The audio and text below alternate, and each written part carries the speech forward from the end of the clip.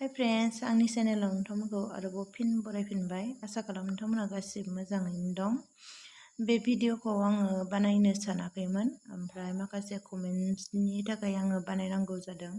गोबाङानो सोंहरदों जनालि बर'आ मा जादों आरो मानि थाखाय बिदि जानांखो।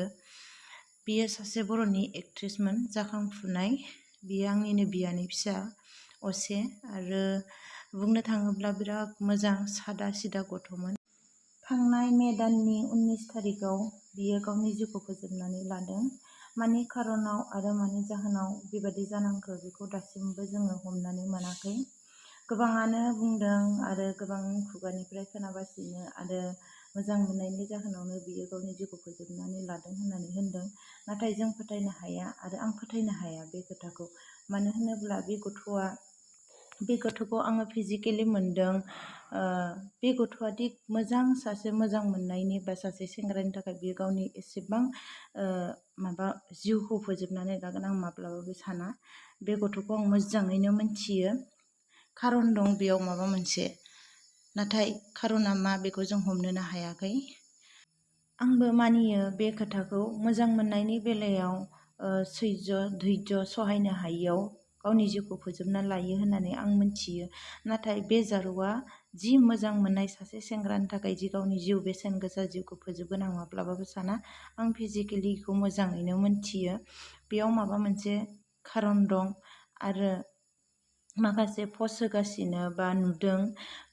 बेयो आगोलाव जेन'बा लोगो हिसाबै फट' दिखांलायदोंमोनबो जानो हागौ, बा आगोलाव नंगौबो जानो हागौ। खिन्थु बियो आं मोनथिनाय बायदिब्ला नङा होननानै सानो आरोखि ना। मानो होनोब्ला आं बेखौ फिजिकेलि मोनदों मोजाङैनो। आंजों बांसिनानो क्लसमोन बियो। आं बिनि बागै गोबां सोङोमोन, बे माने सेबोमोन आरोखि ना आङो।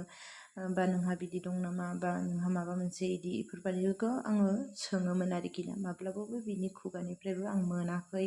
आरो बिखौ कल रायलायनाय, मेसेज गेलेनाय, आंजों माने एनि टाइम क्लस थाबाबो आङो बेफोरबायदि मोनफेराखैमोन आरोखि ना। बेनि थाखायनो आङो फोथायनो गोब्राब मोनदों आरो बेफोर रावखौ। जोबोर दुखुनांथाव, लाख'हायि सुख'हायि दुखु होलांबाय।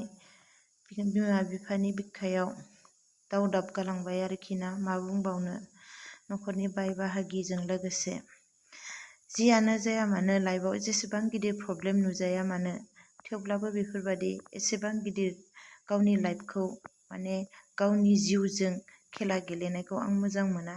आरो बिदि खालामनायखौ आं बाजादोंमोन आरोखि ना। सोरनिबा थाखाय दिनै गावनि जिउखौ फोजोबनानै बेसेबांदि बिमा बिफा, फंबाय, बिबै, न'खरनि बाय बाहागि, बिसोरनि मेगनाव मोदै, बिखायाव सुख'हायि दुखु गालांबाय। आरो मा बुंबावनो, जियानो जाया मानो, लाइफआव जेसेबां गिदिर प्रब्लेम नुजाया मानो, मानसि जोनोम मोनदोंब्ला प्रब्लेमखौ सल्भ खालामनो हानायासो बेसो मानसिनि जिउ आरोखि ना। ओंखायनो आं बे भिडिअनि गेजेरजोंनो फोरमायनो सानो, फंबाय बिनानावमोन, बेफोरबायदि डिसिसन लानायनि सिगां गावनि न'खरनि बिमा बिफा गासिबो बाय बाहागिखौ सानग्रो। आं बेखौनो फोरमायो।